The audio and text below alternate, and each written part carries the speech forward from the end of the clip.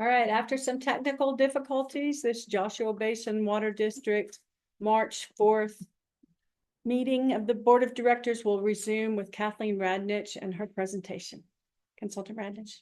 Take two. So I will begin with the month. And that is traditionally in January, we ramp up for spring. We welcome the new year by offering the public our new WaterWise calendars, which this year tells us the year of the native.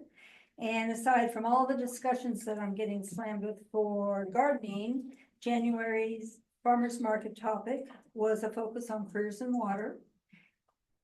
And that has been very timely because this is the season of recruitment apparently for the district.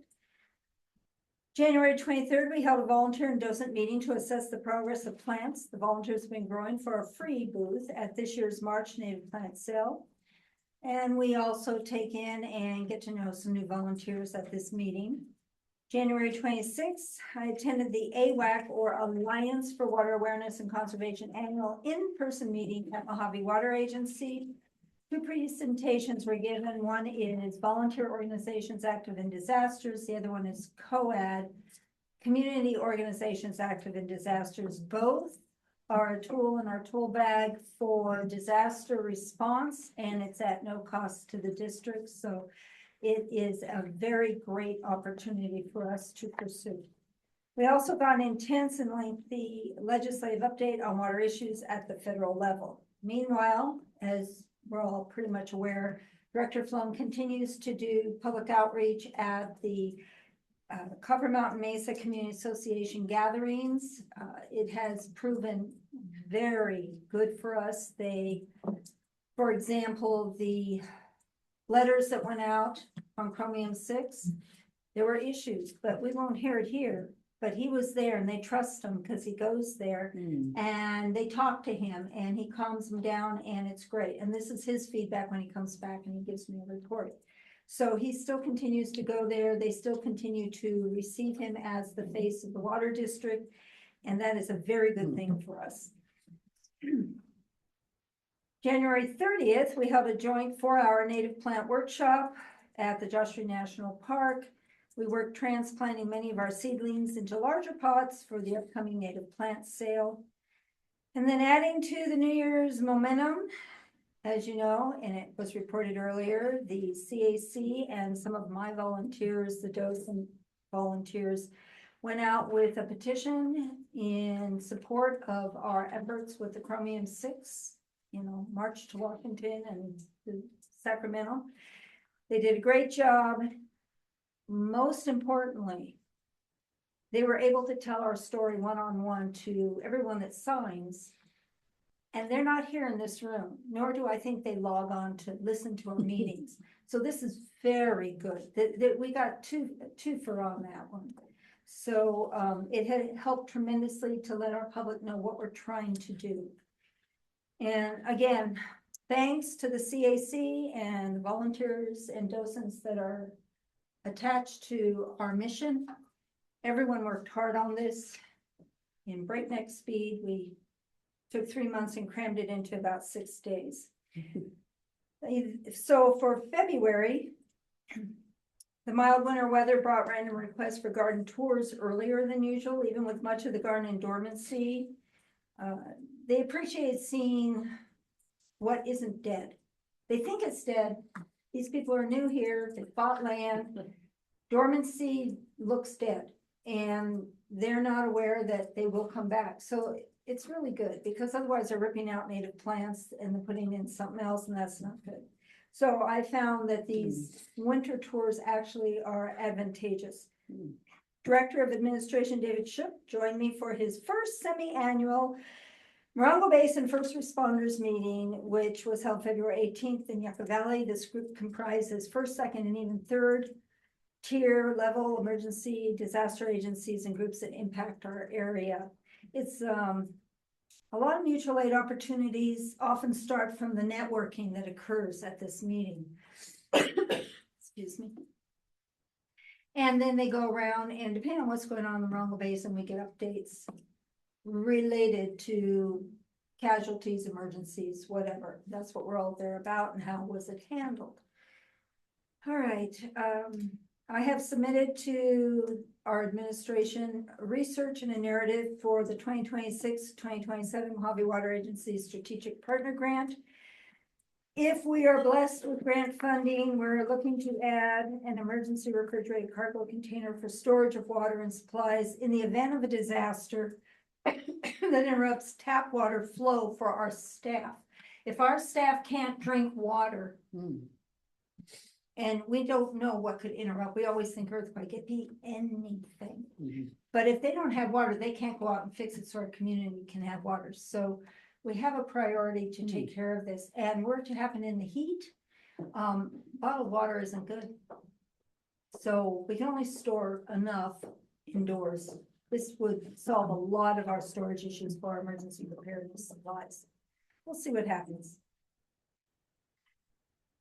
All right, and then February 20th, I returned to the National Park Nursery to inspect our crops of native plants.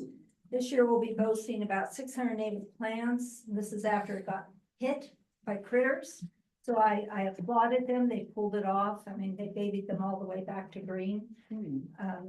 But even professional nurseries have challenges in gardening in the desert. All right, so February touted National Invasive Plant Week, and in tandem, our farmers market booths on Saturdays last month had drawn much interest as we address these local invasive plant water thieves popping up everywhere that also claim the name of weeds. That's what they are, they're weeds. So I had pictures showing what happens when they get out of control, as in the national park and fires, the lightning strikes and stuff, and it creates a blanket of fire, and a lot of people were just amazed, and they're gonna go out there and weed. So in March, which here we are, March. March 2nd was a special CAC meeting. I'm not gonna report on that. I'm sure General Manager Johnson or Chairman Creel will be doing that, but there is so much more right around the corner, and I want to give you a preview of what's coming. And that is tomorrow, Friday, jobs in Joshua Tree. 2 big buses are going to come into our parking lot.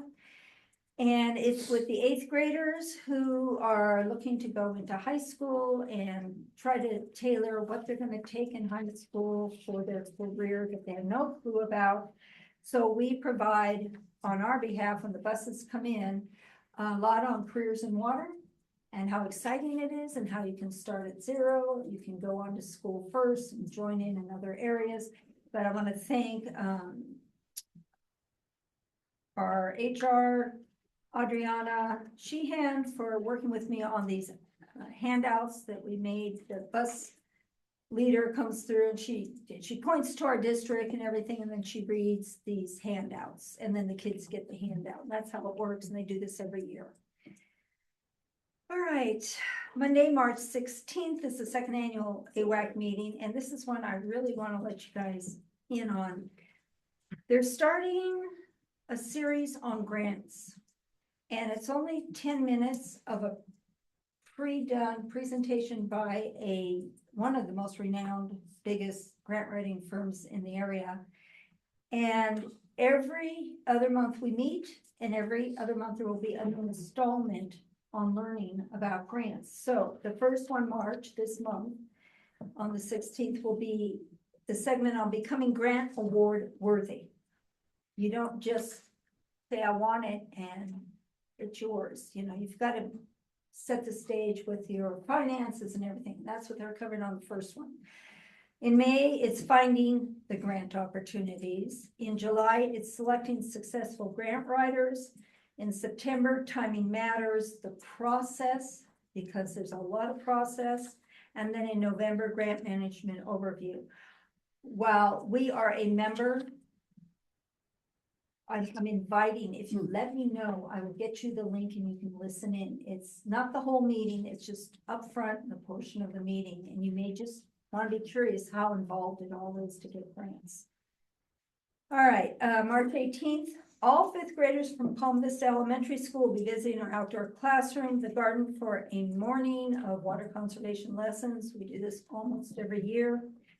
And Hannah Campbell, who is a member on our Citizens Advisory Council, is the lead teacher on this, and we we're told they're giving out very few permissions for field trips this year, but hers was blessed instantly. They're all for the school district, so that was kind of a feather in our hat.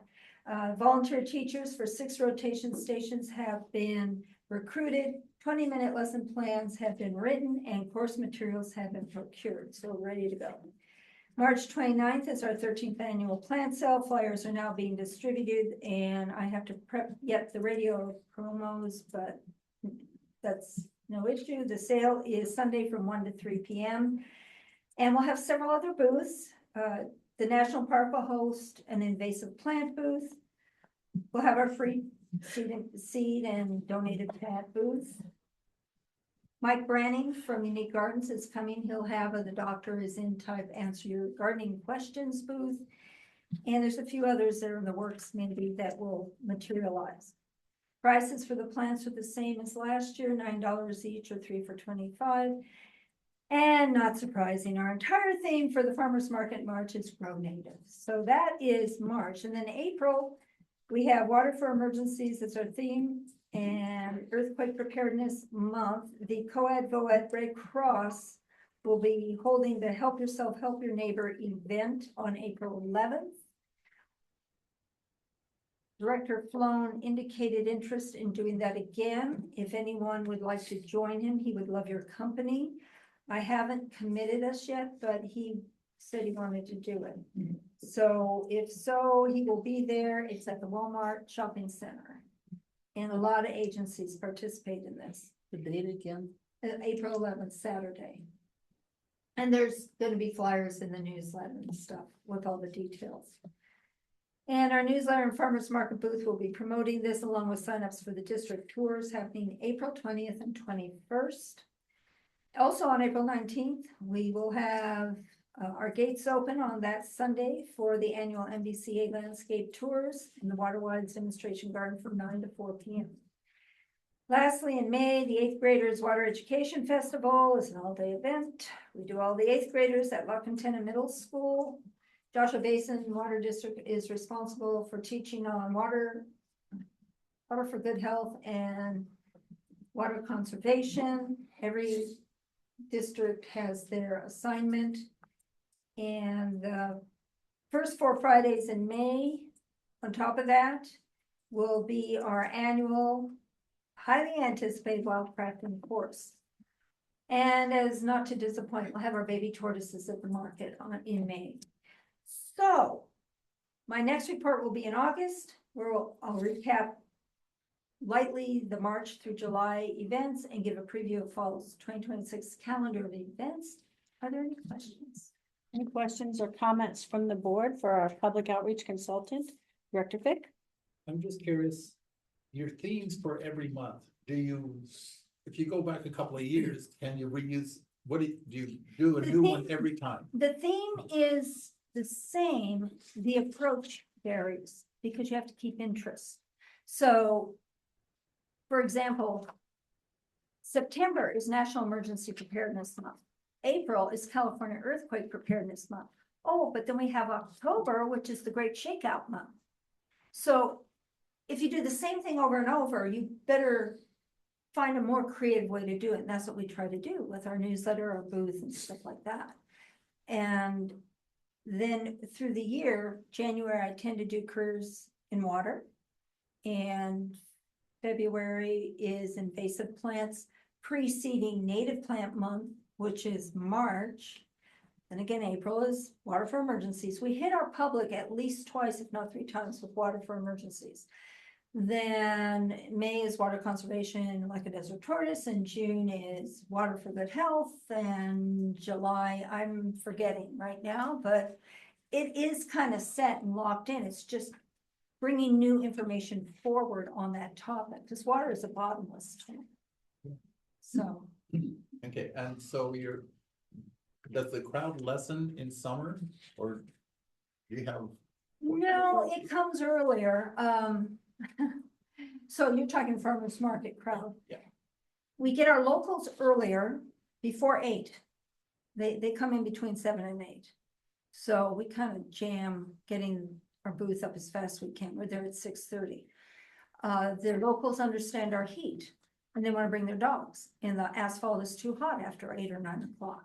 So we see our locals mostly early morning.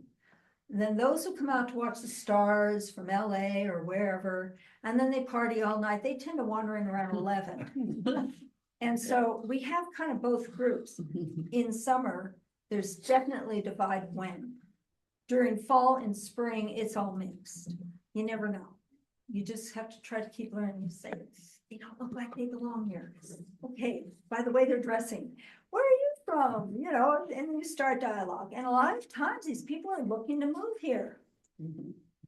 It's interesting. They all want to move here. We are just so special. Do you have many regulars? Yeah, we have our regulars, people who live here and they eat. So most of them eat. So they do come in and you can count on them. You know, they come by, they even give me information. I get a lot of stuff from the community. Well, I've been coming by for 15 years or so, off and on, much more when my wife was alive too. But Yeah, when Sloan was there, whether he was a director or not, so. I know. Okay, well, thank you. You're welcome. Any other questions? Director Jarlsberg? Yeah, a couple of things. I'm just wondering, this is, the February heat wave, how, do you see how it's affected natives differently this year? I mean, is there, I I'm have a looking lot- at the calendar myself and. Yeah, I have a lot of natives on my property. And some of them are showing life right now, but they should, because it's now March. Yeah, But in February, surprisingly, as warm as it was, they still look like dead sticks. mm, And admittedly, my husband fell to this, it's dead. And I go, no, it's not dead. And I showed him, you know, you break it and it's green. yeah, I said, they're just on their own time clock. And a lot of people think their plants are dead. And then they rip out the natives. And then they gotta replace it with something. So that's kind of why we try to educate invasives versus natives and everything. well, you talked about the, invasive, were you talking about the grass that Grasses are everything's part of green? it. Grass is part of it, but there's many other It's invasives. impossible to get rid of it until it dies and dries up and then be easier to rake out. Yeah, I'd love to have a go. I would love to have a go. Yeah, and how do we have access to the links you talked about as far as the grant? AWAC? Well, just let me know if you want to attend and I will forward to you. I do, Okay, and I also would like to volunteer at the plant sale this year. I'm hoping I'm around. I wasn't last year, so. And also please share that link with me, President Doolittle. fine. Okay. All right, any other questions for Consultant Radnich? All right. I just want to quickly let you know that that bus, the kids that are coming through the parking lot is arranged by the Morongo Basin Conservation Association, Janet Johnston, and she works extremely hard, as do many of us on MBCA's board. And so anyway, that's a contribution that MBCA is making to the Morongo Basin. Next on the action calendar is item 7B, a review of the monthly check register for January 2026, led by the Director of Finance, Ann Roman. The recommended action is to approve the check register. Director Roman. Thank you very much. Yes, we do have the January 2026 check register tonight for review. This register includes regular checks of $431,119.74. A payroll processing register of $3,852.05. Utility refunds of $5,219.64. And director stipends of $4,200. I'll start on page 13. The first item that I wanted to mention is Amazon. We have a couple of invoices there, and from Amazon, some of the things that were purchased were a portable portable water quality tester, hard hats, iPhone screen protectors and cases, vehicle hitches, blue vinyl office chairs for field staff, some first aid kits and supplies, American flags, an AD projecting sign or signs, computer privacy screens, desk calendars, toner, printer paper, and an HDMI adapter. Right underneath that, we have American Water Works Association with our membership renewal for the year. We have Aquametric Sales Company, and that was just a voided and reissued check from a prior month. Right under the middle, we have ATT Mobility, that is AT&T. We purchased 3 iPhones and 3 iPads. Among those charges there, including our regular monthly bill. And at the very bottom, Backflow Solutions, Inc., and that is our annual subscription to their software for managing the backflow testing criteria. And that's all I have noted for page 13. Any questions from the board? I have one question. Director Fick? Yeah, Director. On backflow, how many, that's usually irrigation, isn't it?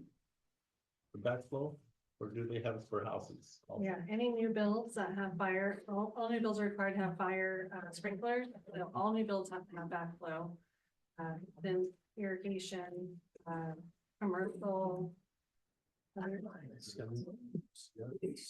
Sounds about right. And then we have our cross-connection production supervisor, cross-connection specialist goes out to assess those once we get new applications in to determine if they're gonna need that or not. So if someone has a cowboy tub or something that could potentially be a cross-connection hazard, then we have to inform them that they need that device. Yeah, good point. Swimming pools, spas, anything that could backflow into our system potentially needs to have a backflow device. This is a state mandate. You probably remember last year we brought the new backflow policy to the board. I suspect that the state will want every connection in the future to have a backflow device. Okay, and the STRs, they're the ones that have the fire suppression sprinklers. What triggers a fire suppression sprinkler system? Yeah, it's typically new buildings is where it starts, or a rehab to a building. Thank you. I just have one question, please. And checking with council, can you hear everyone in the room? Yes, I can. Thank you. Right, please, Director Roman, continue. Thank you. On page 14, just a few things I wanted to mention. Right near the top, we have California Department of Tax and Fee Administration, I believe that is, and that is our annual sales and use tax remittance. We do have to record any uncharged sales tax and report that and remit that to the state. We also have the California Rural Water Association with membership dues there, annual membership dues. And below the middle, we have Core & Main. Core & Main, we purchased 8-inch mechanical joints, 8-inch Timex couplings, 8-inch flanges, 8-inch bolt kits, inventory including 3 gate valves, 4 couplings, and 6 flange bolt sets. And at the very bottom, we have Environmental Incentives, Inc. with the annual urban water use objective report. Questions on that page? Director Jarlsberg? I understand we don't really do anything for the district personally through DUDEC. But I see this, I'm just curious about the amounts of these processes for the hospital. Yeah, that's the, I think the same amount that's been charged for a long time with some escalation for, CPI. But those, CPI? for Consumer Price Index, so COLA essentially. Oh, Yeah, okay. So that was negotiated years ago. DUDEC is Yeah. the engineering firm that was there from inception, and they have followed the project Thank through you. to today. They have the institutional knowledge, and we did just go through that permitting process, and I was actually really glad to have them there because they know all the ins and outs.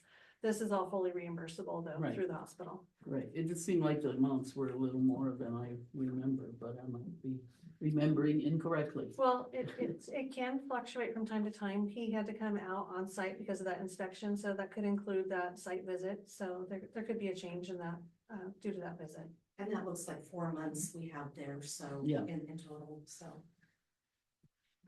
Thank you. President Doolittle here. I have a question. What is an urban water use objective report? Yeah, it's an urban water use objective report. It's a newer report required by the state of California, that I still don't have my full bearings on. We had to hire a consultant to do that report for us. Essentially, what will come out of this is the Water is a Way of Life in California Act. Do I have that right? And it's. got a number too. Yeah, it is, yeah, it does have a number. Essentially, this is that number that Kathleen publishes in the newsletter, the gallons per capita per day. Oh. And this will, what the report does is it follows that to see what our averages are, what needs to be deducted, such as swamp cooler usage, to see what is going to be an allowable target for the future. So it's forthcoming. We'll know a lot more about it in the future. And I'll bring more as I know. They still don't know what they don't know either. We've submitted the report a couple of times, and each time we've talked to the state, they can't give us full answers. So that's why I don't feel fully educated to discuss it fully. Thank you. All right, Director Roman. Okay, so page 15, we have near the top Home Depot credit services. And some of the items that were purchased were lumber, a rake, a hula hoe, a hose, simple green, pliers, levels, screwdriver sets, work gloves, flashlights, wrenches, sunglasses, buckets, a tool, tote, and a multimeter. We have just below that, Lane Christensen Company did some work on 1215 repair rehab project. We also have McMaster Car Supply Company right near the middle there, and with that, we purchased some food grade mineral oil and steel pipe.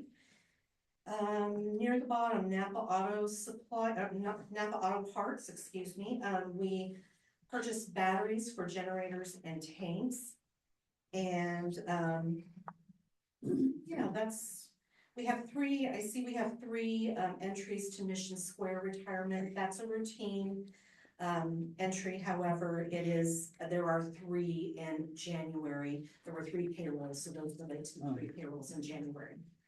Questions on that? Director Jarlsberg. I see Miguel Simpson Jr., is that a new employee? Yes, ma'am. What's his position? He is a maintenance worker 1. Cool, thank you. You're welcome. And he likes to go by Michael, not Miguel. Don't call him Miguel. Okay.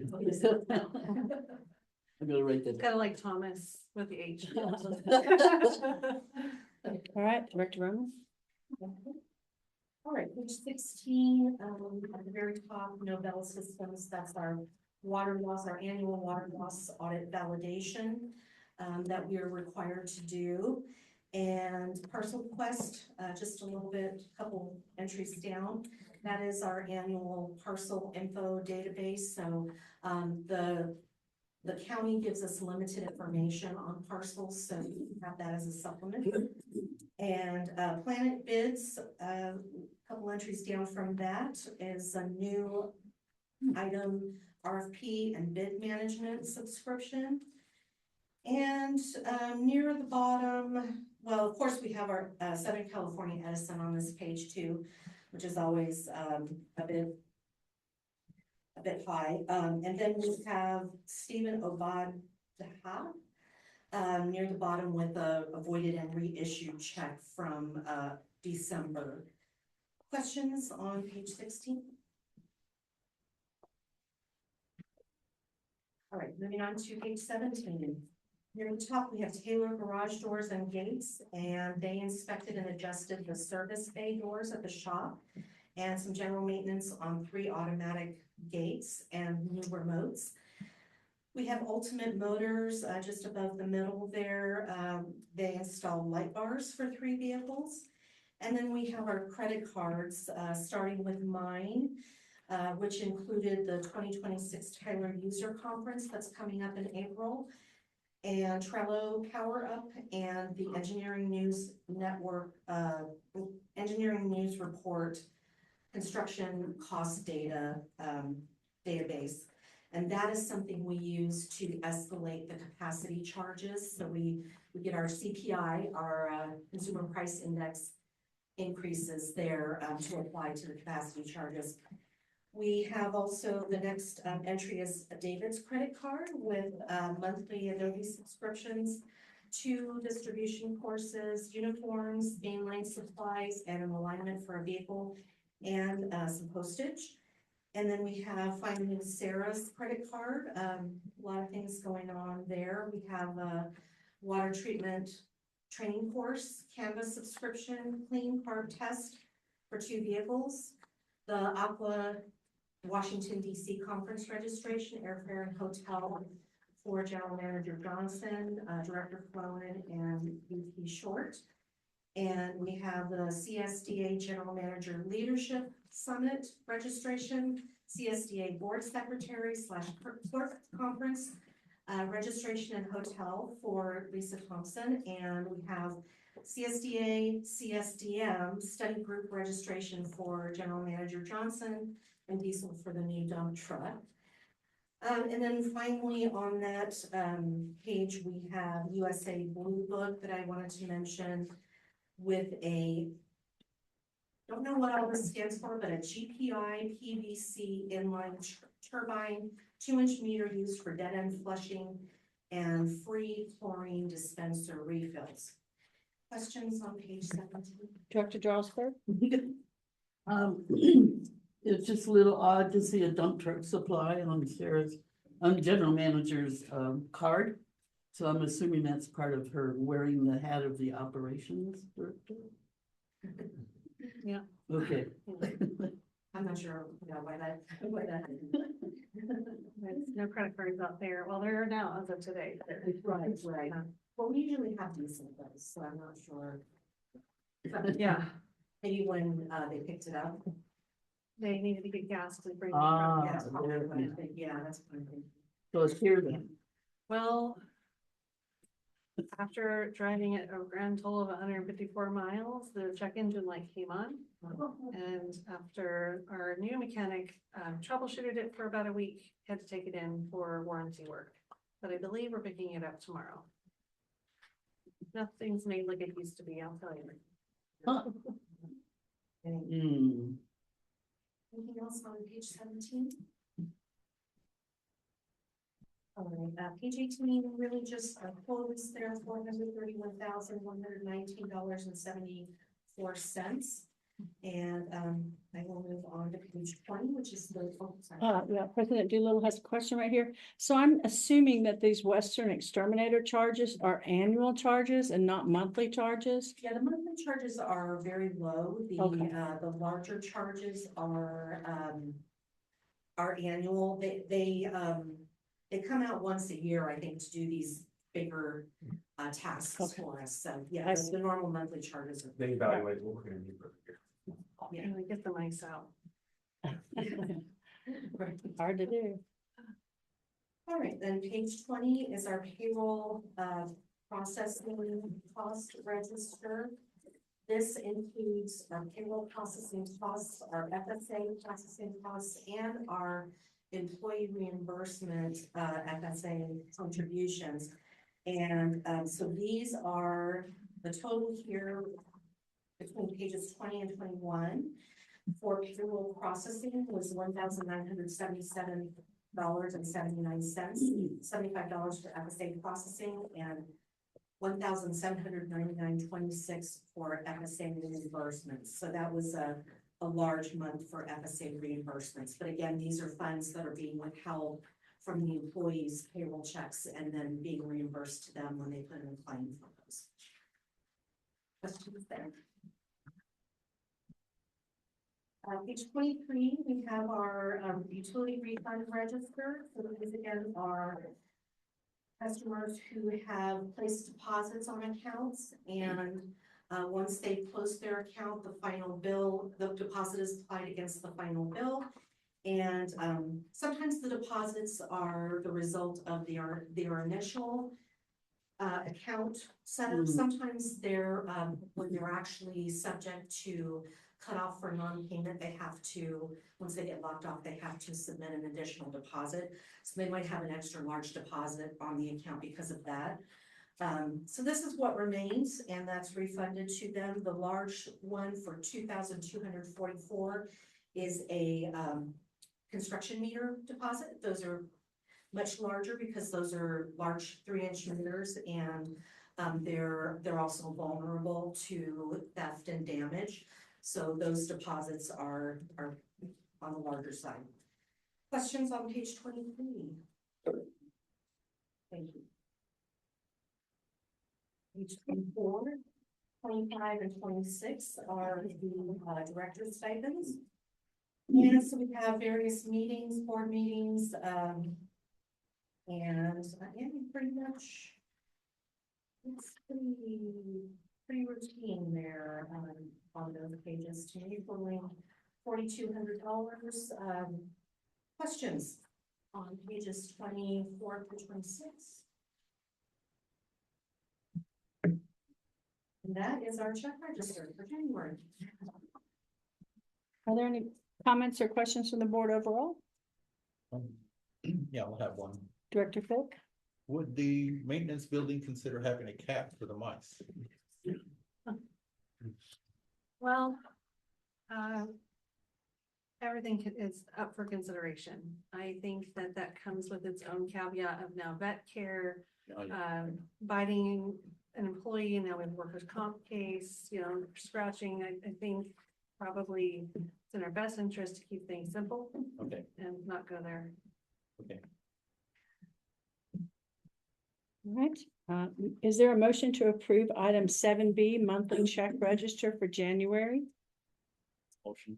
We have a motion to approve. Second. Is there a second? General Manager Johnson, a roll call vote, please. President Doolittle? Yes. Director Fick? Yes. Director Carlsberg? Yes. VP Short? Yes. Item 7B carries unanimously. Thank you, Director Roman. Continuing on to agenda topic item 7C, which is the subject of escheatment of unclaimed money, including policy. JBWD's recommended action after this presentation is for the board to adopt resolution 26-1082, which includes the escheatment policy, and to authorize commencement of the escheatment process. I'd like to welcome back Director of Finance, Ann Roman, for this presentation. Director Roman? Thank you again. I do have a presentation for you, hopefully, is it sharing in the backstage? What does that mean? Oh, look out backstage or going. Or get out of backstage?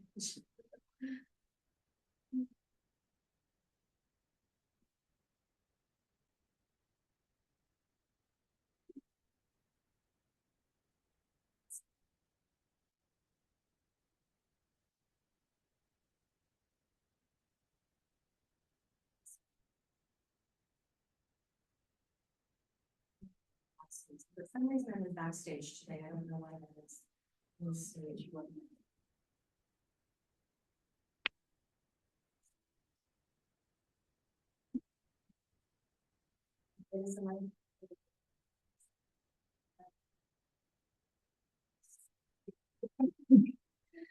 All righty, thank you so much for your patience. So this is an interesting topic. We have not done this formally in my time at the district. There may or may not be legitimate reasons for that. I don't know, honestly, but this is something that I've been working with our attorney, Jeff Hoskinson, on for some time now. I worked with him on this a few years ago. We tried to get to this point, work conflicts just didn't allow us to get to this point, but we are here now. And so escheatment is what this is generally referred to as, and it's the legal process of transferring abandoned or unclaimed property, such as dormant bank accounts or uncashed checks, to government custody after a set period of inactivity. You may wonder why we're not escheating to the state. That is one avenue. Actually, my understanding is that some certain agencies are required to escheat to the state. For some reason, we have this option to do this locally. And escheatment to the state really could be a more cumbersome process for the district, while also noting that processing this locally keeps the funds here and maintains a more customer-friendly claim processing, claim handling experience. So if you want to know more about the achievement process to the state, I know a little bit more about it, but that is limited, so I'll move on and we can talk about that later if that comes up. So tonight we are looking to have the board or ask the board to adopt resolution 261082, which is our new achievement policy. It actually mirrors the statute, it follows the statutes, and provides the authority to begin and continue the achievement process. It does follow government codes 50050 through 50057. And the policy and the code require that unclaimed monies will be published in for 2 consecutive weeks in the newspaper, a local newspaper. And we are also, I don't believe this is the requirement, but we are also listing that list of unclaimed funds on our website. The unclaimed monies that are required to be published are actually just the over $15. So the list that I have here in the packet is the comprehensive list, but what will actually be published in the newspaper will be the shorter list of only over $15. And the time frame is also different. The over $15 must be at least 3 years old, whereas the under $15 can be a year old and taken back without publication. But we are trying to, for transparency, we're trying to make this very readily available to everyone. Unfortunately, the newspaper is really cost prohibitive to publish this entire list. So I received a quote for that and I decided to move back to the 15 and over list for the newspaper. We do have a claim form that's in with the policy, and an example is in with the policy. We have this also on our website. Thank you to David Shook for getting that claim form integrated with our streamlined website. So I have that claim form available on the website. We're going to have the list once this is approved. We'll have the list available on our website as well. And going back to that criteria, some key points here. Some of these unclaimed funds go back to 2008. So we have been doing a very good job of tracking these. And I will also say that on an annual basis, we process steel checks, which are checks that are uncashed as of, usually we do this in the spring, and we look at checks that have not been cashed and are older than 6 months.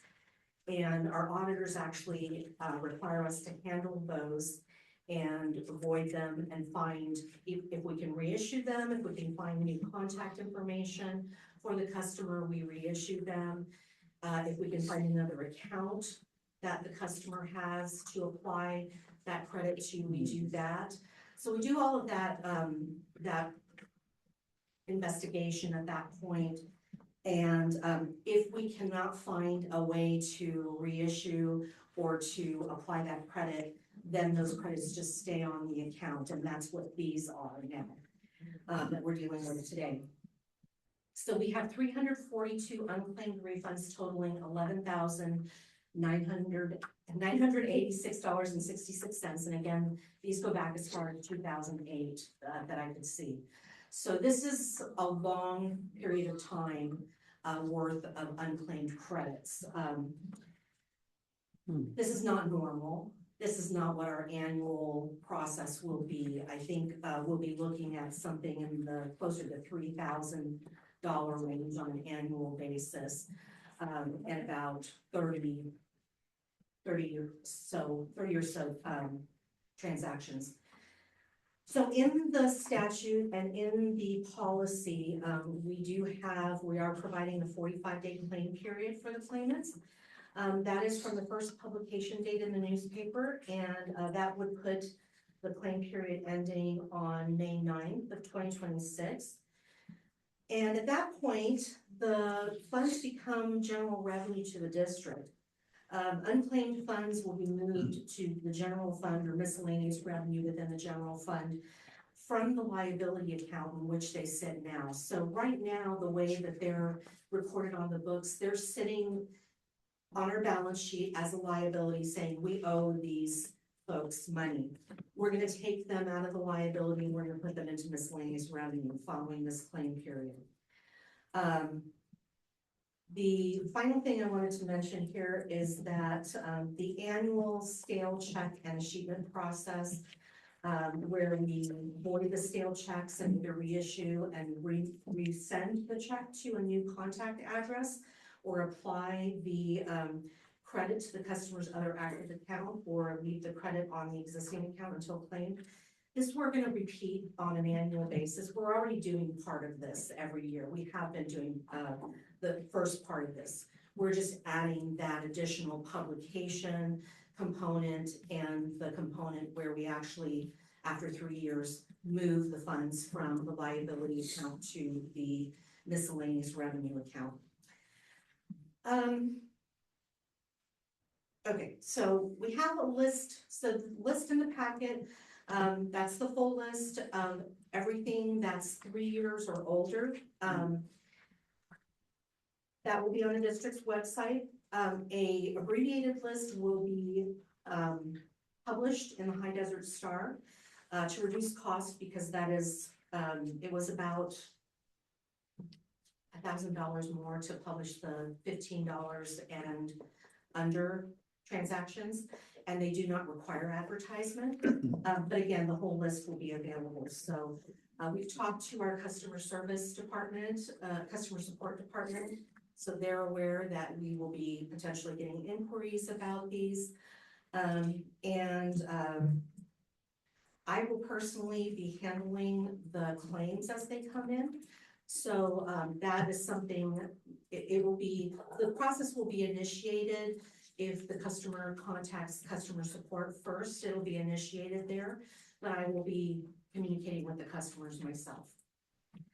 And that really is my my presentation for this. I would be happy to take questions and ultimately recommend that the board adopt resolution 26-1082, sorry. Director Fick, question? Yeah, one observation, one question. First of all, this is the first time I've ever seen that word. Is she? Is she? Okay. The other question is government custody. Are we the government in that case? No, so when you escheat to the state will actually keep, my understanding is the state will keep those funds indefinitely for that claimant. Whereas we are proposing to take this back into our miscellaneous revenues. So basically we're saying we won't any longer owe those folks that money. However, my personal inclination and my, you know, my understanding of the board and what I believe the board would want is that we would continue to honor any claims that came in after that point. And I don't think that's unreasonable for us to do, especially with this first batch, because there are so many old transactions involved here. It's going to be more difficult for folks on this round to prove their connection to these funds potentially. So I think there's going to be some room for leniency and some, Okay. yeah. So Another question would be, whoever reads the paper, I mean, so comes the question, how private is this? In other words, this can go on the internet. can it? yes, it will be on our website. It'll be on the website. Mhm. Okay, that's good. Good Yes. enough. Because I would, I would tell people in the Joshua Tree, I'm a big person on the Joshua Tree Community Connection, and just say, go to this website and see if you're there. Yeah. So, okay, thank you. Director Jarlsberg? Let's see, you said you'll be doing it eventually annually. Is that at the beginning of the calendar year? No, it will be, I think it'll be part of the annual stale check processing process, which is in the spring. We usually do that right before the fiscal year end. So it'll be right in the March to June timeframe. Okay, And that is actually one of the advantages of doing this locally rather than initiating to the state. The state has very rigid timelines for their process. And so, you know, for us to do this locally, it gives us a little more flexibility. okay, and obviously, you said some are, the policy will be at least 3 years, so it could be many more years, obviously, Right. from what you said, 2008 even? 2008 is how far back I found these go. Um, There's the potential that we may want to consolidate some of these and do a few years worth at a time, instead of doing it annually, but I think just because the cost of advertising in the newspaper is not, it's not cheap. Yeah. So, we may want to try to, depending on how that annual process looks and how the cost materializes for the annual process with the newspaper, we might want to do this maybe every other year. As time goes on, we'll, have to adjust, I think. Is there, no, Sorry, go I ahead. just wanted to follow up with, I'm assuming the, classifieds are the same in the, 29 Palms version of the paper. I know the water district lists in it, We can do that. We always use the High Desert Star, but with it might the be something to trail. look at. Yeah, Yeah, I would make sure. yeah. I think it is because we have, in the Yucca Valley version, the classifieds have 29 Palms postings. Okay, yeah, we can look Um, into that. Yeah, Can you remind me of the cost for the newspaper? For this list, which is 342 credits or unclaimed funds, it was about 3,500. I reduced it down to about 2,500 by removing the under $15 credits. And so, so I think annually we'll be looking at probably 400, 500, 600 maybe. So that amount would be, it might be something for us to consider in the future to what you were saying, consolidate. Right. Because that cost, if Right. you're anticipating about $3,000 a year of these accounts, and it's costing us $3,000 a year plus administrative time, Yeah. the cost is greater for the district than the refunds. Yeah, and we have, I believe what we have in the policy does give us the flexibility to adjust that. If we want to do this process every other year instead of every year, we could do that. There's just, so we can't do this with any unclaimed funds that are less than 3 years old unless they're under $15. Director Jarlsberg has the floor. yeah, oh, well, I'll ask this question, but I'll remember another one I was gonna do. How do you notify, I think you mentioned it, but I'm not real clear. How do you notify individuals? You have some contact information. Do you, I mean, somewhere along the process, you've already notified them? Well, if they are unclaimed, often they've moved, they didn't receive their. And they won't be seeing our We have no paper, up-to-date contact and maybe not information. even our website. What I was thinking is maybe in the future, you could have a notice in the paper to check our website. It would be a lot cheaper. Yeah, yeah. I don't think that would meet the legal Really? requirements. for Okay, this, well- but yeah, that would be nice if we could do that. I Yeah. think I discussed that with Jeff and it wasn't, it okay. was not, we can do both, but we can't do just refer to our Oh, website. okay, Yeah, okay. yeah, sorry. Yeah, I would think a majority of these are people that died or left the area. Exactly. And so they'll never see these notices. Yeah. But this amount of money is worth doing it this time, I think, for about $12,000. It's not a drop in the bucket at least, you know. Director Fick, did you have a call? Yeah, do they have to have the check, or I assume that if they have the proper ID, they come in to you and you issue a new check to them? Correct. Yeah, they need to let us know. One of the questions on the claim form is, for them to indicate whether they have the check in their possession or not, but it really doesn't make a difference. Either way, we've already done stop payments on those checks, in, the years that we processed them as stale credits before they became just a hanging credit on their account. We already did stop payments on those. And honestly, I have seen, even when, after we stopped payment, I've seen up to what, 2 years after the fact, checks come through and get captured. So even the stop is not necessarily affected, but, yeah, we don't, it won't matter if they have the check in possession or not. Well, I have a few things. I did some research on this today, and there are a few things I'm concerned about. Let me say this. I understand that this cost the district a lot of money managing this, and it's a lot of trouble. And you know, this having to void checks and then do them again and stuff like that, and tracking this, that I understand that's you know, there's issues with that. But I'm also concerned about duress, because if you look at this for people that are want to come back and claim these funds, because it says things like you have to state what the grounds are, and then you have to know the claim amount, and you have to have proper proof of the claim. Yeah. So even leaving aside that, aggregating these immaterial amounts, reducing administrative burden, I'm very much concerned that we're going to be putting more burden on our disadvantaged community. Because those of us who've lived here for a while, we know lots of people that move and come back. Director Jarlsberg did herself. I mean, people, they do that. And so I'm concerned about that. I'm glad to hear you say that we would continue to honor claims for this original amount of money, but I would like to have that added to the policy going forward. Because that's what the state would do. That's, so you guys are understanding that if the funds go to the state controller's office, or comptroller's office, whatever it is, that money's there in perpetuity. So heirs could come back and say, I want that $450. And that if this gets absorbed in the district, you're saying they can do that as well.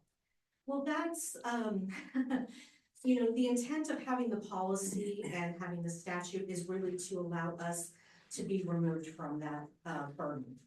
But, you know, it is an administrative burden more than anything else. You know, I think the district does not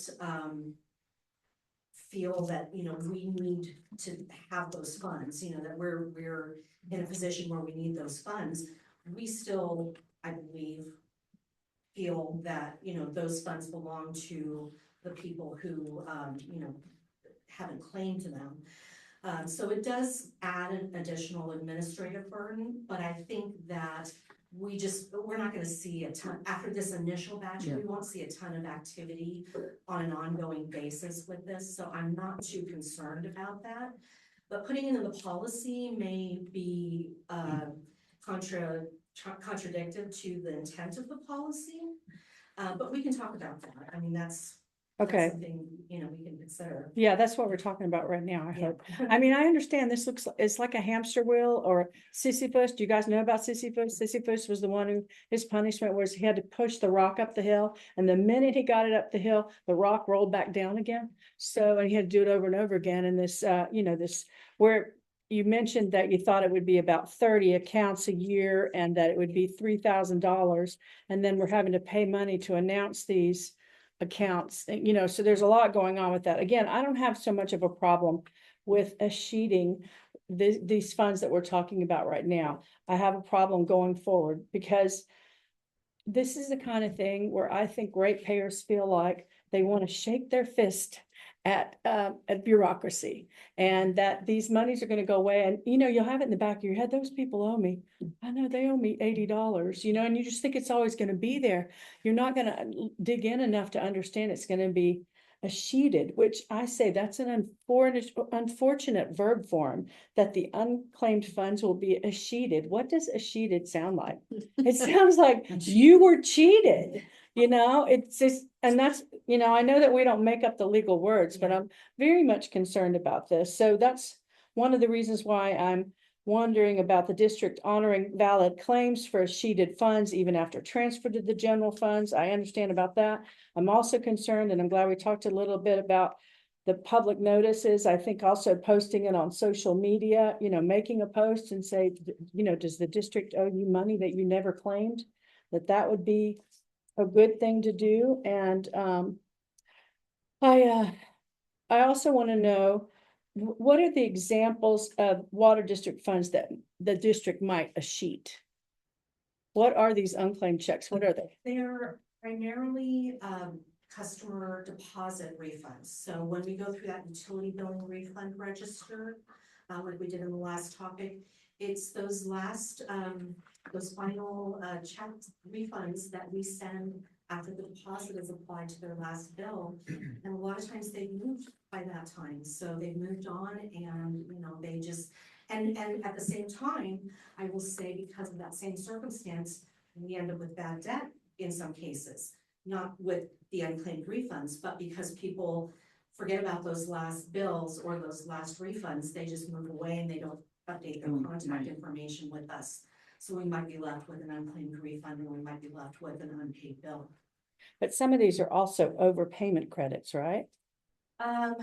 Well, I would say that yes, they could be, because sometimes we get folks that will pay their final bill twice, or, you know, so it could be something like that, yeah. Yeah, I'm not real happy hearing that, because I'm someone who pays their final bill twice, you know what I mean? And so, yeah, one thing couple things I'd like to see is if whether or not the policy could have a threshold before. So obviously, you know, if it's little piddling amounts, you know what I mean? Anything below a certain amount goes into this process, but then things that are larger amounts of money, and I don't know that I have a handle on what the larger amount of money should be or the threshold, but I think that's something we should think about here. And then also, because the administrative costs shouldn't outweigh the fairness of this. And I'm really concerned about people having to fill out a form online or in person, and whether or not the district will be able to help people with that, because again, using this language and the grounds and stuff like that, it's just a barrier to people that aren't, you know, familiar with these things, or if they speak a different language. You know, they have some learning disabilities. There's all kinds of reasons why this won't work for some people that really don't need to be taken advantage of by the design of this.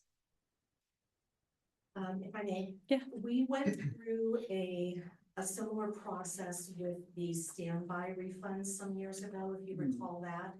And I handled each one of those claims myself. And so, you know, I can be very accommodating to the customers that do have claims for these unclaimed funds. You know, and it might not be a bad idea to put together an FAQ or something like that, just to explain this in more layman terms, so we don't have the legal language really scaring folks. But I feel confident that we can accommodate, you know, those various situations. So so one of these check amounts is like $2,000. Let's just say that. So that means, you guys, that means if we approve this and everything, that $2,000 is going to be absorbed into the district and into the general fund. And those people are not going to be able to come back and say, I want my $2,000, because it's, you know, we've approved this and that's the new policy and they're going to start, you know, implementing this, correct? That is correct. That is the way the policy reads. I will say though, there's nothing that's that large on the list. We're talking about hundreds of dollars. Mhm. And thus, you know, I think that the risk to the district, of, you know, having a false claim, that could come back later, it's going to be claimed again, you know, is a low risk for us. You know, I'm not as concerned about that, and I'm not inclined to be as stringent for the claim, you know, for the claimant to be able to prove their claim. I'm not as concerned about being extremely stringent, again, because these are so old. I think it's going to be very challenging in some cases. So, you know, we'll work with the customer to, you know, be as lenient as we can. Of course, we don't, you know, we can't say in the policy, you know, we're going to be lenient, but I think we could in the policy though, if the board chose to do so. I wouldn't have a problem with stating that we do want to continue to honor those claims, even after we take this back into miscellaneous revenue. And the way we would honor is they have to then provide proof. They would have to Right. provide some form of proof. You know, where it's gonna get a little tricky is people are gonna have passed away. You know, so there are gonna be executors or, representatives of those folks. I'm sorry. I was talking to David. Sorry. I know he wants a question, but I'm not done yet. You know, so we're gonna have to be a little bit flexible with these, and, you know, I think we generally are. We're reasonable when it comes to something like this, and, you know, this is not a normal circumstance for us to have a list of 342 unclaimed refunds. This is a special task, and so, you know, we'll definitely be more flexible than, you know, one might think.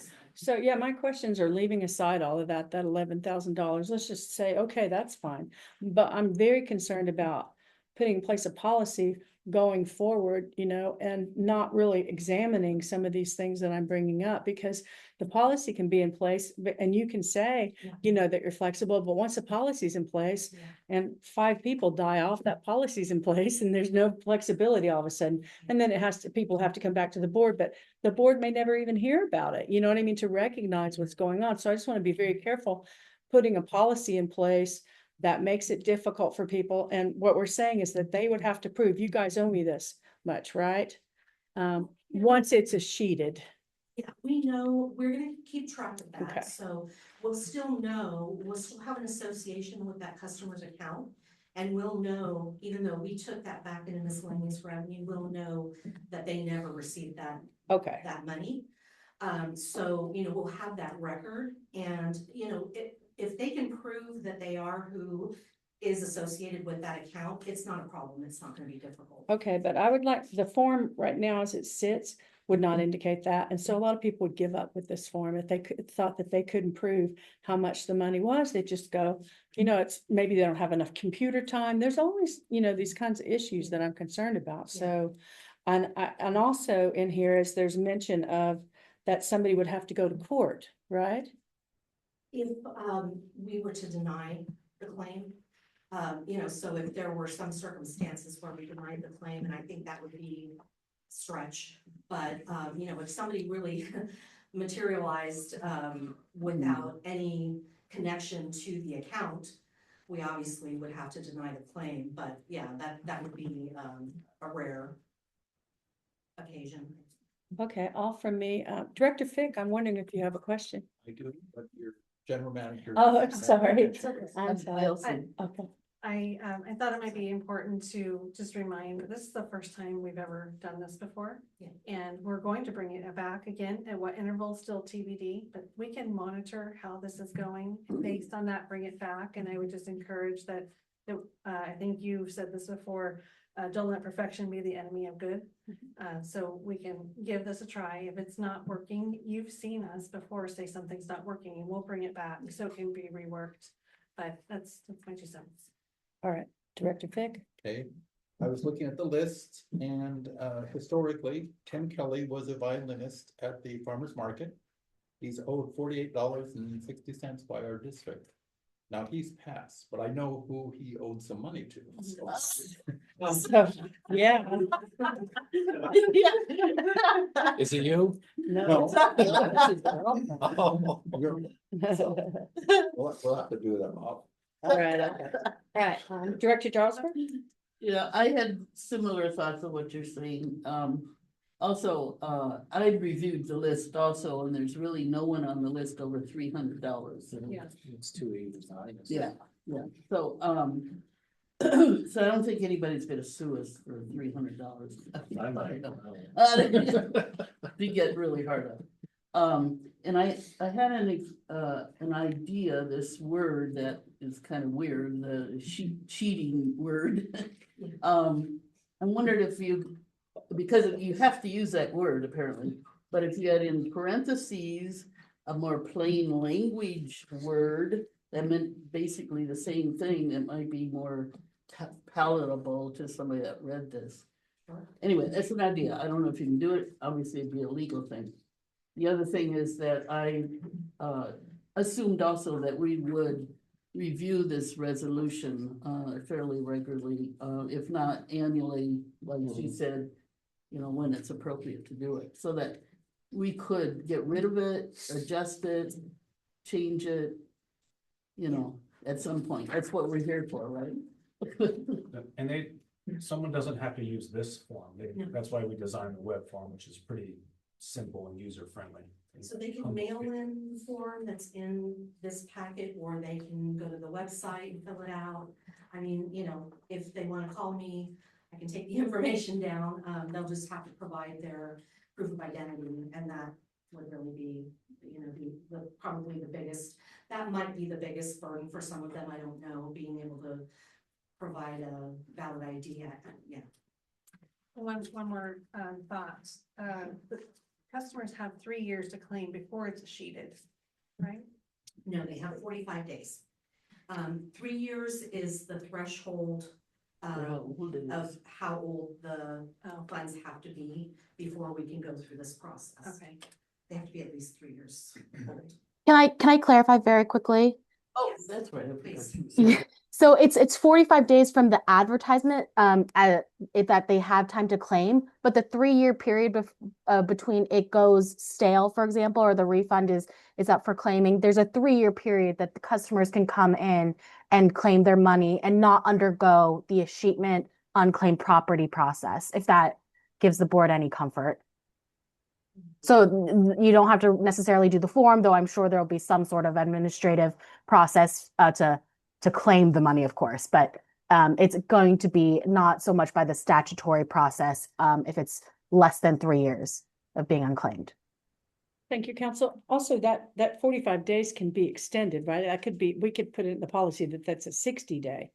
There's a 45 to 60, maybe Nicole could weigh in on that. I think 45 was the minimum and 60 was the maximum. But I don't know if we would be able to extend that.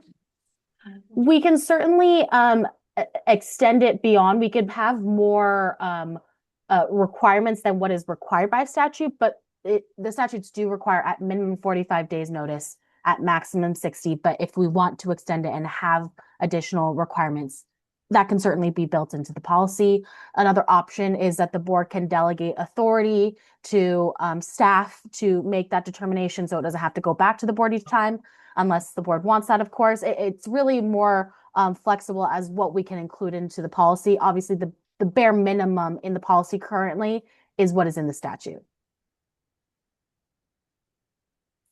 Thank you. Any more comments from the board? All right, then I'm wondering if there are any comments from the public here in the boardroom, and I would like to call on Citizens Advisory Council Chairman David Correa. Thank you, President Doolittle. My question is, since it's in its own little like place right now, and administration is not cheap, is there any way we could put that in a money-making thing, like to pay us back for the administration, or take some kind of charge off of their amount to make that up? I mean, because if there was, because it's been sitting there for what, 13 years or 16 years, something like that. Yeah. That's a lot of time to make, I'm not saying get rich, and we're not in the money-making type of thing, but it would allow people to keep their money there, we'll have it for them anytime, and it would actually allow us to get back the administration costs. Yeah, we do actually earn interest on that. It is part of our regular cash account, so we are earning interest. The actual, and this is in the policy, the payments do not earn interest, but we do earn interest on the cash that's in the bank. So I think that's what you were describing. Banks are one thing, but investments are another. Something Right, that you well, can go grab. Yeah, I anytime, know, it's like in the overall cash, way, you know, the way we manage cash, Okay. which is through way for Canada, yeah. Oh, so that's basically make up a little bit. A little bit. A little bit, okay. Yeah. Just, Yeah. okay, thank you. Yeah, it's not set aside in, you know, a drawer somewhere, so that we're not earning interest Yeah. on it, or, yeah, and, investment, returns, but, it's a good thought, because it may sound like that, it's just on the books that it's in a liability account, but it's actually in our cash account. Yeah. Thank you. All right, is there a motion to adopt resolution 26-1082, the escheatment policy, and to authorize commencement of the escheatment process? I'll make the motion. 1 second. All in favor, say aye. Aye. Aye. Roll call. Oh, sorry, I was about to say General Manager Johnson, a roll call vote, please. President Doolittle, No. Director Fick, Yes. Director Charlesburg, Yes, VP Short. Yes. All right, let the minutes reflect that item 7C, policy 26-1082 is approved. We'll move on to the next item. Item 7D is a board report about the federal legislative advocacy meetings during a trip to Washington, D.C. in late February 2026.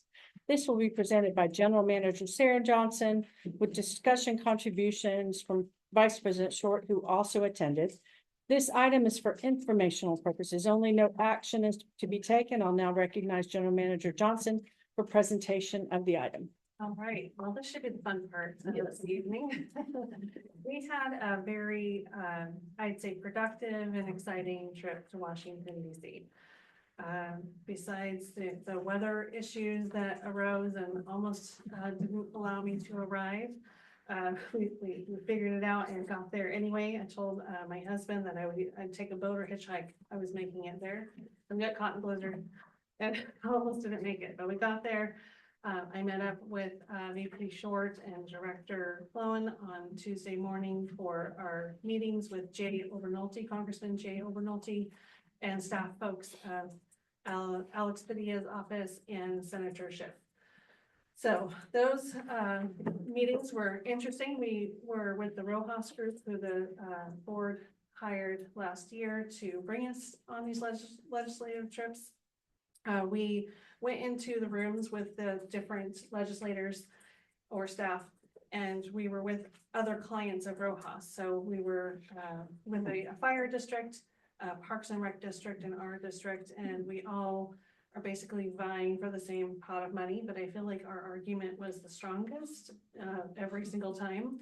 It was commented in one evening by the firemen that if anybody gets the money, it would be us. So it was pretty exciting.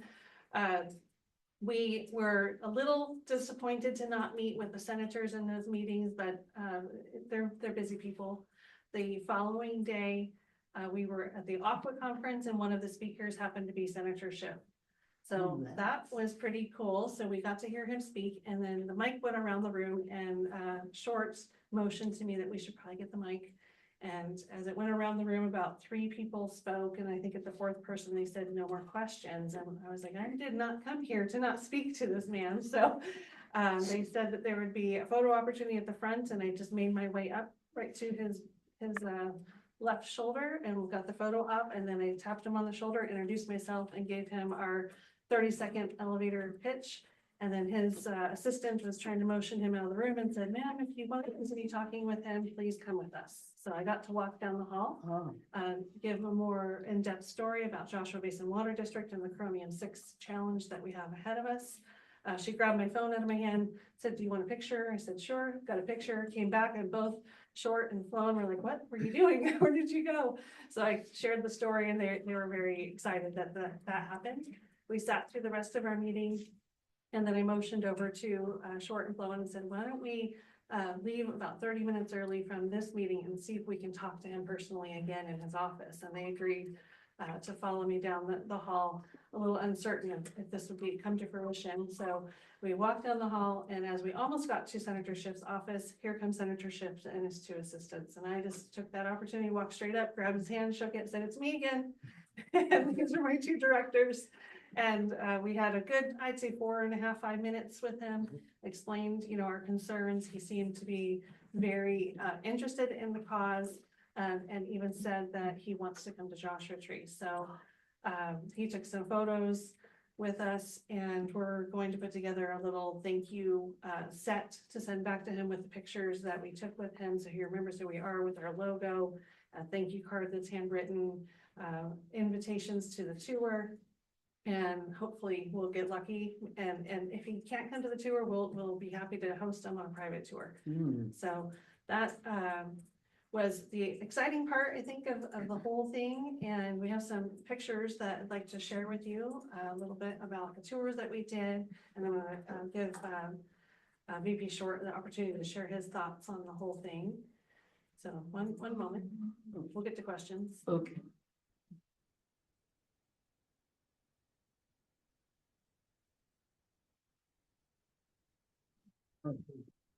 Well, this was the tour that VP Short, myself and my husband and daughter were able to go on the White House, and it was a short tour.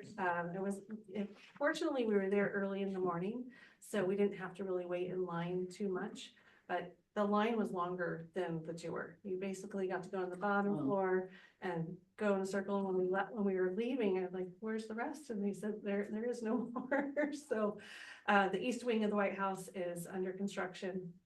So that was the end of this one. But the next one here's when I went up to Adam Schiff and said, "Hey, we're here and we're not leaving until we get to talk to you." All right, next one. This is when we found him in the hallway with his assistants and had the good conversation with them. This is representative of the 3 meetings that we were in the 3 different legislators' offices. And I should also state that Jay Obernolte seemed interested in the cause as well. Since we have been back from this trip, we have been hard charging every one of these legislators, and the California legislators have portals that are open for earmarked funding, which I guess is not the right word anymore, but it's essentially what it is, or budget requests. So we have been working with Rojas Group to get all of those applications completed, and I've been working really hard to get letters of support. We've received letters of support from the superintendent from Morongo Unified School District. We've received a letter of support from our CAC, which we did that on Monday at a CAC meeting, and we got one from Don Rao personally. Here is us this is actually not the US Capitol here. This is the Say Supreme Court. Supreme Court. There's Jay Obernolte, and there is one more, I think, of the Capitol, if it made it. That's okay. That's right. That's the majority of them. So overall, I think none of us fully knew what to expect. I learned a lot on this trip, and VP Short is still a mystery to me. He's quiet, but I got to see him smile so many times. And he was at the end, he says, "I feel like this was really worthwhile," but I'd like to open it up for your comments. Could I ask a question of you, or? Well, yes, I didn't know. we'll finish with questions. Oh, Oh, all right. okay. Yeah, I got a really good feeling about it. I thought, I was very encouraged with the conversation we had with Obernolte. I thought he seemed very, receptive to what we were saying. He had a big Joshua Tree poster right when you walked into his office as well, so that was encouraging to see. So he knows we exist. Yeah, it's weird being in that situation. It's just, just a few years ago, I was just some guy on the street. Now I'm talking to senators and congressmen. It's definitely an experience. Like I said, I got a really good feeling from him.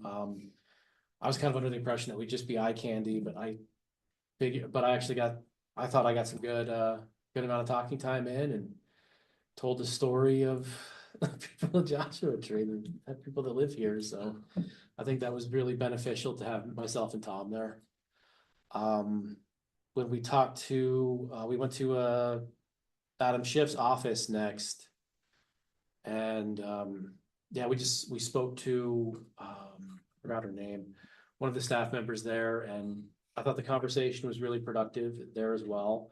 I was really excited when we got to meet him face to face and actually have that conversation and see how that went, because I do think he was honest. Like, when you pull somebody out of a conversation like that, and it's the end of the day, we were shutting down, and we pulled him from a conversation he was having with his staff, and he didn't seem upset or impatient. or like he didn't have time for us, or he was too big for us, or anything like that. He did seem genuinely interested in learning more about Joshua Tree and coming out for the district tour, which would be awesome to get. I was upset we didn't get to meet with Padilla in person. He was actually the one he was supposed to talk after, at the same event, we met Adam Schiff, and he couldn't show up, so that's when we decided to head out. I don't think I did much of the conference. We did do a couple, but I think that the closing remarks, I'm gonna be honest, I don't remember a thing anybody said. I was completely burned out and tired. It was a long, very long week.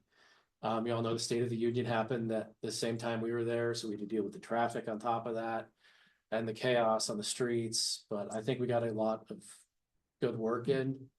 And like I said, I'm really excited about it, and this is hopefully helping build relationships that are gonna be fruitful for us many years to come. Yeah, and that's really what it's all about, right? Yeah. Is the building relationships. They have to get to know our faces and who we are, what our cause is. And, you know, we made sure to let them know that we're not there just to ask, but we're a two-way street. If they need our expertise in water, that we can share that with them as well. Tom Flowen brought books for each of them, which is really nice, as we left them with something that's from here. So it's a whole history of the Morongo Basin. So each of them received a book, and he flagged in the book where the water information was. So each of them they could open and take a look. I left feeling very, very positive. Whether or not, you know, I got a question at CAC meeting about this. You know, what do you think? Are we really going to get something out of this? And you know, I have to give the attorney's answer. Sorry, Nicole, but you know, it's 50-50 shots. But you know, in this case, I kind of feel like a 51-49 shot, because we just went above and beyond in trying to track down, you know, one of the most powerful people in the nation and pull him aside and talk to him. So I feel very positive that we're going to get heard one way or another. This is just the beginning of getting those conversations started. So, and hopefully some funding for our district for this very important project. And it was exhausting walking. I think we did like 16,000 steps, I think is what my phone said by the end of the day. It was a lot. And every building you go into, if you've been to Washington, DC, it's all in a straight line. And if you're looking east from the Capitol building, the house is on the right, Senate's on the left. They're not right next to each other. They're pretty spread out. And we're having to go, you know, back and forth to every building and you have to go through TSA almost to go into every single building. So boots and belts and jackets, and it's, you know, it's a lot of effort, which we're happy to do, but it takes a lot of work to go through the process. But we learned a lot, and I feel like we're better for it as a district, you know, having this experience. Okay, I got one more thing on that. One of the last days we were there, I spoke to I think it was the general manager at Hesperia Parks and Rec. He was one of the ones that were with us. And we're walking out, and he stops me. He's like, "No, you guys have a real problem." Kind of saying that he thinks that we're gonna get the money, and he hopes that we get the money. Oh, So it was good to see what other people were asking for, because it kind of made me see where we sit. Because it gave you like a little sample size of what people are gonna be needing. And I think that our issue was, I'm not saying that theirs are small. I mean, they wanted to buy fire trucks, and they're like 1.2 million a piece, which is madness. But it's an issue that is forcing people out of this area, and that's what we need to fix. And that's what I hope we can do. And one thing that, you know, a lot of people don't understand is, you know, most of us, all of us are taxpayers, and we all know the programs that our taxes fund, Social Security and Medicare, Medi-Cal, et cetera. A lot of programs, but there's funding set aside for these legislators to delegate and allocate out to their constituents. And if you don't go ask for it, it's not coming. You have to go and ask for it. That's part of the process. So it's very exciting to be a part of that. And yes, we were there during the State of the Union. Everything was shutting down. We were in a middle of a tour, and we thought we were not done, but then we were told we were done, and it was time to leave because Trump said everyone needs to be out of the area. It's the Library of Congress. Yes, yeah. which is beautiful. I No, could be oh. here all day. Mm, The Library of Congress is stunningly beautiful. Everywhere, movingly beautiful. You would never know it from the outside. The outside is very nice, but the inside is, how did humans build this Mhm. at that time Mm. without computers and, you know, it's stunning. I'm sure you've probably been there, so. All right, so now is the time for board discussion. Director Jarlsberg? Yeah, I wanted to ask, Director Short, did you mention that you're a vet?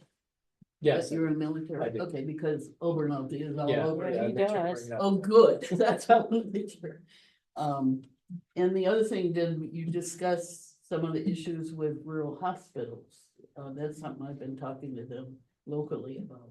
No, we discussed our issue with water. That's the Yeah. whole reason that, you know, we were there. We did fit in a tiny bit about the sewer. That kind of got brought Oh, up, that we know that okay. you know Joshua Tree because we know that you have previously allocated money towards sewer. So, you know, here we are, here we're the people. So we fit that into the conversation, but we're there for, on the district's behalf. So we were there for district issues. Yeah, well, I think the hospital is a little bit of a district issue, and that we have a relationship with them in the water, wastewater treatment. When you're Facility, vying for but- time and yeah. 15, Got 20 it. minutes with 3 other groups, you know, Yeah, I just wondered if it was able to come up. Cause I had, you know, when I had the 15-minute time with his assistant, I talked about that too. I also was wondering if you could tell us what your 30-second elevator talk is. Well, I've done it so many times now, it should just come off the cuff. Hi, my name is Sarah Johnson. I'm the general manager of Joshua Basin Water District. We're a rural district in Joshua Tree, California. We cover over 96 square miles. We serve a community of just under 10,000 in population, have 5,700 service connections. We are a severely disadvantaged community, and we have recently have faced a new mandate for Chromium-6. Do you know about Chromium-6? Give them the opportunity to talk about it, because a lot of them are already educated on the topic. From there, let them know that we have 5 groundwater wells. Every well that we have is impacted, which it sets us apart from a lot of other districts because we don't have the options for blending. We are groundwater dependent. We don't have the options for bringing water in that is not impacted with chromium, and 100% of our wells are impacted. The costs for the mitigation is approximately $60 million. That usually stops them in their tracks when you say $60 million. And we have that small customer base, reminding them again, 5,700 service connections that we have to spread that cost to. And this will cripple our system, this cost, and we need assistance and we need support. And I also would use a story that is a true story that we have from a customer who was in here last summer. She's a widow on a fixed income, and she had a small water leak. Her bill was roughly around $70 on average. And that month it was $200, which is not the worst water leak we've ever seen, but for her, that was a monster water leak. And she told us in the lobby that she was going to have to choose between food and water that month to pay for that leak. That is a true story, and it hurts my heart to even tell that story again. So from there, you know, I would ask that, you know, can we, you know, we're here for your support. We know we can't ask for $60 million. That's, you know, a big ask, but we're here to ask for some sort of funding, and roughly I think we're asking everybody for about $5 million. So we've sent out letters after that piece, after our visits with those requests. So that's it in a nutshell. Excellent, excellent. But it is the money, if it did come to us, would it be grants or loans? So it's community partnership funding, also called earmarks. We're And not supposed to call them here. well, Got it. there's mixed review on that. So essentially they are allocating funding to our district. And it's not a loan, it's more like a grant. How it works on the administrative side, I am not fully certain yet. We have more to learn there. Just a quick aside, did the fact that there was a partial shutdown impact any of your discussions? No, Okay. I was just curious, we weren't the only ones on the hill. I can tell you that. There's a lot of people there. yeah. Okay, Director Fick? Yeah, several observations and comments and questions. The observation is, as some Congressman Obernolte had a rough town hall meeting, but that was in Yucca Valley. Yes. Mhm. So he doesn't associate it with Joshua Tree as a benefit. oh. I would assume, I don't know. So, but also my mom, 15 years ago, my mom had private meetings with, then Congressman Adam Schiff. Small world. Wow. And it sounds like it was a productive meeting. Mhm. My question would be, how much did the lobbyists find you for the situation, or did you let the lobbyists lead on the questions? I think I was the lead on the discussion. They would fill in some of the gaps.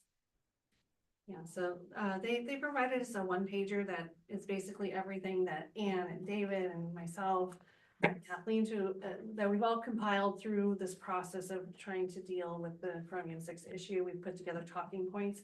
We fed that to them. They put it on a nice 2-pager for us. So if you get stuck, because sometimes it happens, Yeah. you can refer back to it. Mm. I would just use it as kind of my, some people, when they cook, they follow the recipe to the T. I kind of use it as a guide, a little bit of salt, a little bit of extra pepper. So it depends on, each conversation, how it was going. You have to kind of gauge how much time they have, how busy they are, if they're being distracted, and try to pull them back in. So that was a cheat sheet, but we really just spoke from our hearts about how we feel about the situation.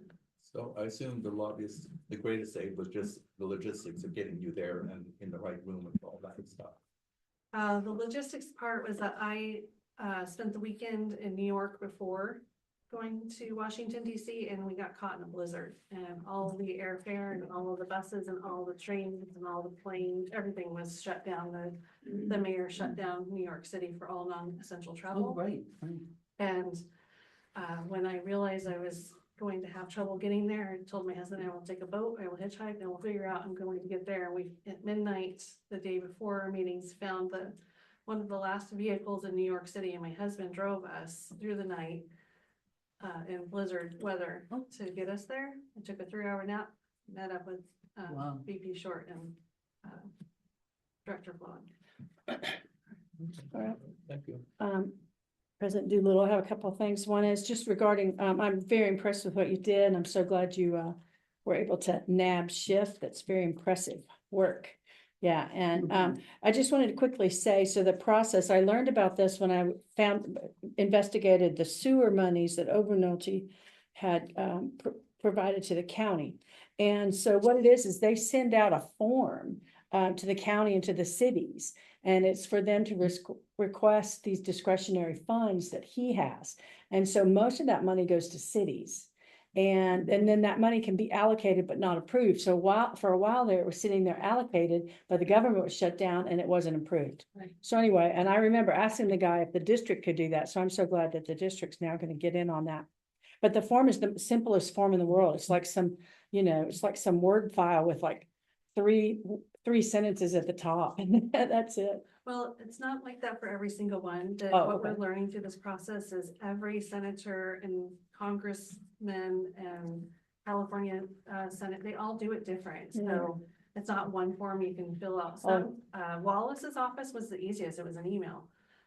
Everyone else, it's a portal now you got to go into, and they ask for different things.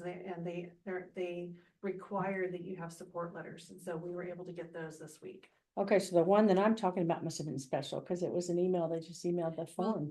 They may have updated their process. Oh, okay, yeah. All right, so I believe we're done with the board discussion of that, and as this agenda item was for informational purposes and no action to be taken, let's move on to the item 8, which is director reports. This time is reserved for director reports and comments on matters within the district's jurisdiction for informational purposes only, not subjects covered by the agenda. Please note that the opinions expressed by individual directors do not necessarily reflect those of the board as a whole or district staff, and no immediate action shall be taken. Vice President Short? Oh, geez. Well, the only one I went to was DC, so I kind of talked about that already. I do want to commend the general manager for her efforts to get there, fighting through the snowstorm and getting there at 5 a.m. That's impressive. So thank you for your hard work and dedication on that. I honestly, I kind of had a good time doing that. I'm not gonna lie. I didn't think I would. Putting myself in situations where I'm surrounded with a lot of people. I'm not a very social person. But I don't know, it felt good to actually get out there and talk to these people and try to help the community. It really made me feel positive and hopeful. So I think that's it for me. Director Josper? I don't think I attended anything relevant over the last 2 weeks. I've been fascinated that, while witnessing the events in Washington DC and in the world recently, that you were pretty close to where things were happening. So I was hopeful things were going well. Really happy you were there. It was almost like I was there in a sense, because I did think about you quite a bit. And the shift thing was a nice surprise. Very nice. I mentioned before the meeting started, I listened to his podcast and he's on it. And so I think he's an important person for us as well as California right now. So appreciate that. All right, Director Fick? Let's see, well, it's a little out of the district, but I used information from this district because there was this, our adjacent area, which is east of us, 29 Palms, is considering a Harmony solar project. And I know by fact, in fighting the JT solar project here, that to do 110 acres, NextEra wanted 30 acre feet of water. Next door, they were saying that they only needed 1.3 acre feet of water to treat 184 acres. So I mentioned the fact that I knew that it would take at least 35 to 40 acre feet of water to do what they're doing there. So that was just a side issue. So and I did see in the announcement that the April 1st meeting that you've wrangled some county person to be at that podium. Hopefully our sound technician will get fixed by then. So I'd be curious as to how that happened and who is the county person that's going to be there, or do you know yet? I do know, but I don't know off the top of my head. Mo Yosef will be one of them. And the other folks, I don't know off the top of my head. I think there'll be about 4 from the county. And yeah, it was a little bit of a wrangling, and I was worried about the timing because I know that BB Short's going to be away that week. But it took some wrangling, but we got him here. So if you have questions, they asked us to submit in advance. Not that you can't ask questions there, you can, Right. but it gives them time to prepare. Well, being that we're about to be going to Sacramento soon, and I gotta prep the questions over this weekend, and probably maybe the deadline of March 12th can be moved to March 16th or 15th or something like that. I don't know, but Oh, I see what you're saying. yeah, we're kind of crowded until then. So Well, this is my life, so Yeah. I'm used to it. Maybe the following Monday at the very latest. yeah, so well, it is appreciated. I know dealing with the county is one of the roughest things to do. So Yeah. thank you very You're much. And President Doolittle, I don't have any reports, so let's move on to agenda item 9, which is General Manager Johnson's report, which is for informational purposes only, not on subjects covered by the agenda. No action is to be taken. Please, if any director has a question during this report, make a note of it and hold it until the end. Okay, very good. The CAC, we had a special CAC meeting this Monday. I think it was a very good meeting, a lot of interaction. If you recall, the CAC took upon a letter writing campaign headed by Kathleen Radnich. And they thought that they had 3 months to do this and realized that they only had a very short amount of time. And they were very successful in getting the letter writing campaign done quickly and had over 200 or roughly 200 signatures that were collected in support of that letter. It was sent to all of the people we went to visit in Washington DC, our Senator Rosalie the Ochoa Bo, Assemblymember Wallace, Assemblymember Tom Lackey, State Water Resources Control Board, DDW. So went to all these different places and it made a difference. And I'll get to why it made a difference in a minute, but I want to give you the opportunity, Chairperson Dave Carrillo, to talk about any events in the meeting. I like that we have a full house. What is it? 8, 9? We had 7 7? on Monday. 2 weren't able to make. But everything is going great. They worked hard. It was on Facebook. People that seen it on Facebook, they were sending their letters here to the district, and we just worked really hard. What was it, 5, 6 days at the most? I think if you really want to be gracious, 5.5. 5.5. And yeah, some of us went to the farmer's market, others were just getting what they could around. VFW went there and they had a list there. And we did everything we could, and it's actually really good to see everybody that was engaged in it. They just got very focused and we took care of it. And I'm just grateful for everybody that's on the CAC right now. They made the difference. We all made a difference as a team. We worked as one. And that was really good to see. And we had some good people in our work too. Meeting governors. On the Dawson side. Yeah. Well, it went super well, and it again made a difference. You can't do any of this by yourself. Everybody is a contributor, everybody in this room. We've had multiple meetings in addition to the Washington DC trip that Ann Roman and David Shook have also participated in, with Lackey's office, with Wallace's office, and Ochoa Bo's office on Zoom. And then we're going to meet them again. So we really are working very hard on creating these relationships. So everybody is participating. So CAC meeting went great. Thank you to Kathleen. Thank you to Dave Carrillo for your efforts in making that initiative happen. I'm going to get to the punchline at the end of why it made a difference. But first, the recharge hit that happened last July. We did finally receive a full reimbursement on February 3rd. That took a lot of finagling, 2 months of back and forth. They did try to offer us $10,000 and that was not going to go anywhere. So after a lot of arguing, we finally got the check.